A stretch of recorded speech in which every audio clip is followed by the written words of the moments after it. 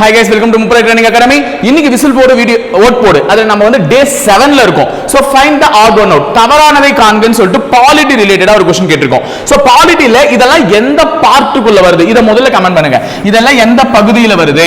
எந்த பார்ட்ல வந்து டிக்ளேர் பண்ணிருக்காங்க அரசியலமைப்புலன்னு சொல்லிட்டு கமெண்ட் பண்ணுங்க. So இதுல எது அதுல தவறு? அது வந்து அடிப்படையா அந்த பாலிட்டி நாலேஜ் இருந்தா தான் சொல்ல முடியும். So right to equality, சமத்துவ உரிமை, right against exploitation, சுரண்டலுக்கு எதிரான உரிமை, right to property, சொத்துரிமை, cultural and educational rights, கல்வி மற்றும் கலாச்சார உரிமை. இதுல எது தவறு, இதுல சம்பந்தப்படாதது அப்படின்றதையும் கமெண்ட் பண்ணுங்க. உங்களுடைய இரண்டாவது கேள்வி என்னன்னு பாத்தீங்கன்னா, steel is an alloy of, எஃகு எதனுடைய உலோக கலவைன்னு கேட்டிருக்காங்க. அதாவது உலோக கலவைனா இரண்டு மெட்டல்ஸ் வந்து சேர்ந்தாதான் உலோக கலவை.